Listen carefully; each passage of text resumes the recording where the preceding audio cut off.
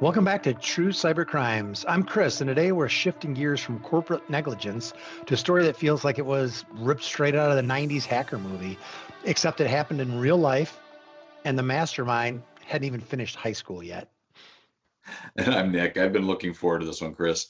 Usually, we're talking about faceless groups in distant countries, massive database leaks like Snowflake.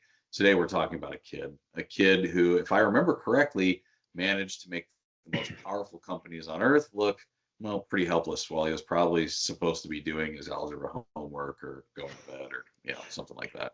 Right, right. We're talking about Michael Calce, known to the world in the year 2000 as Mafiaboy, who sounds pretty intimidating. And at 15 years old, Michael launched a series of attacks that didn't just glitch the internet; they effectively shut it down. And we're talking about not little companies that nobody's heard of. We're talking about Yahoo, which at the time was the biggest search engine in the world, along with Amazon, CNN, eBay, and Dell in 1 week. This kid wiped 1.7 billion off the stock market. 1.7 billion with a B from a bedroom in Montreal. That's an insane amount of damage. I mean, and again, we're talking about quarter of a century ago. 1.7 billion dollars in early 2000 was a much different number than it is now, and it's still a lot of money. And that's from someone who isn't even old enough to drive a car yet. Yeah. So, let's set this scene. Year 2000, internet's still new. I mean, Google wasn't a noun, a verb, an adjective. Yahoo was it. The internet was new to most people. We were all using dial-up modems that screeched and made all the noise. Starting up. And the idea of cyber warfare wasn't even in the public's vernacular yet. So how does a 15-year-old even get that kind of power? Yeah, well, it started with a project called Revolta, which means riot in Italian. Michael wasn't trying to steal money. He wasn't looking for credit card numbers. He was looking for status. In the underground IRC, Internet Relay Chat channels of the 90s, your rank was determined by your power. Michael wanted to prove he was the alpha in his digital circle.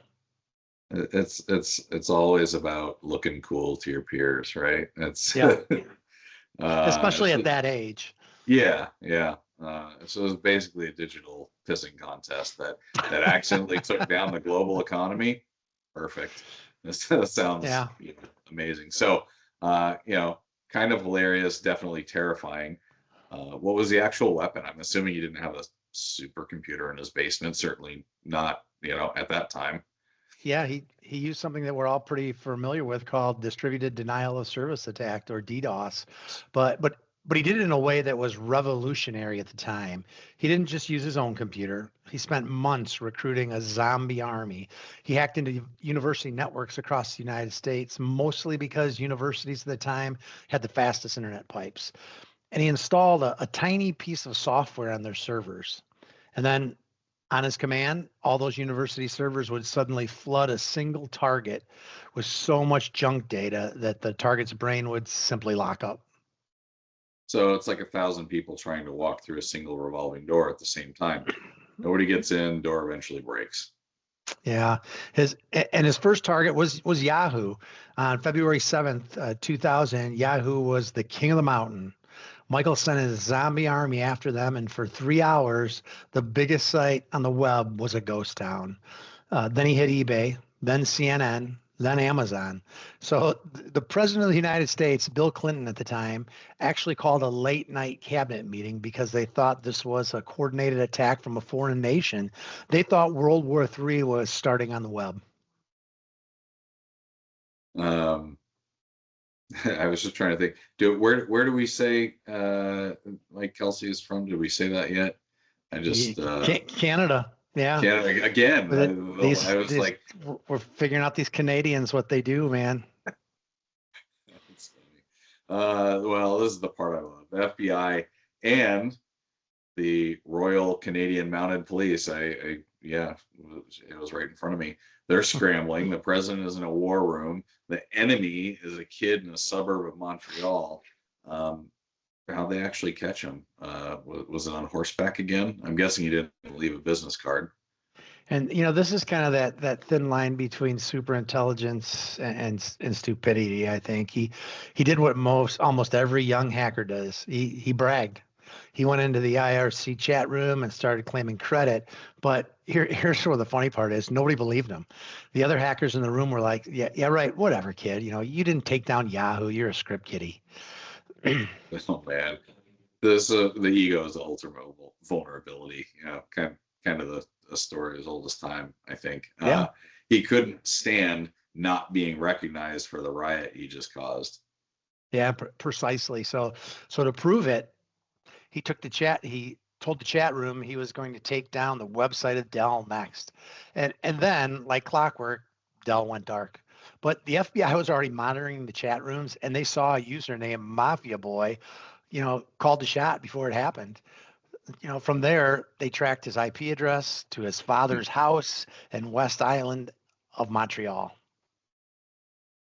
I'd pay my year's salary to have been a fly on the wall when the mounted police knocked on that door. Sir, we're here because your son just cost the American economy $1 billion.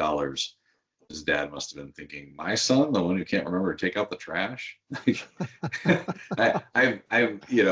My kids, just relatability.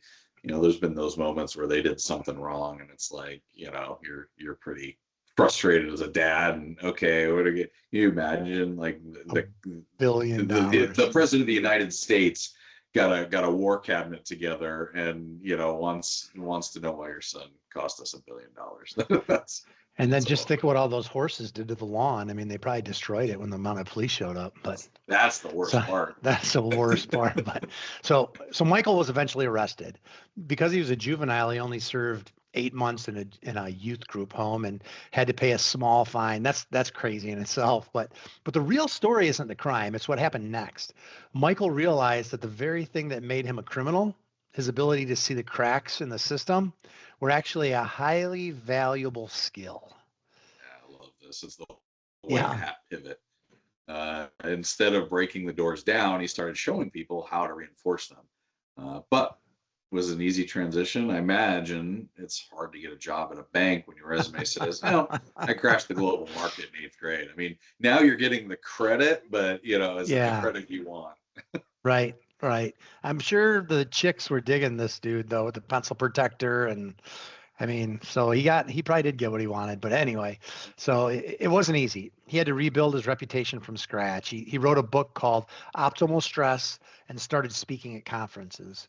Today, he's a specialized security consultant. He's basically a digital firefighter who used to be an arsonist. He knows exactly where the fires start because he used to hold the matches. This transition from arsonist to fighter isn't just a personal choice anymore, is it? I've heard government is actually out there actively looking for people to recruit like Michael before they even get into trouble. Yeah, smart move. Lean into it. Right. You're exactly right there. The government realized that they can't protect the nation's infrastructure with just college grads who follow every rule. They need the people who know how to break them. This has led to a bizarre tradition at DEF CON, the world's largest hacker convention in Las Vegas. For years, hackers played a game called Spot the Fed. Hiding in plain sight at a hacker convention? It's like Wolf trying to blend in at a sheep convention where all the sheep are wearing "I hate wolves" t-shirts. It used to be very antagonistic. If you saw someone who looked a little too clean cut or wearing a fanny pack that obviously held a radio, you'd point them out. If you were right, you won a t-shirt that said, "I spotted the Fed." But today, the FBI and the NSA actually have recruiting booths. They stand right next to the guys selling lockpicks and custom hardware, and they hand out job applications. Yep. Hey, they got to give them a little credit. So the relationship has gone from arrest you to hire you. And really that could happen in maybe either order. But isn't there a massive culture clash there? I mean, these agencies have strict drug testing and background checks. Can they really hire a guy or a girl who spent their teenage years crashing MySpace? There's a shared responsibility model in action. The FBI has actually had to loosen some of its rules over the years. There's a famous story about an FBI director complaining they couldn't hire enough programmers because the best ones all wanted to smoke weed. But the mission was to pull them in. For a hacker, there's no bigger boss fight than defending a nation's power grid from a state-sponsored attack. Yeah.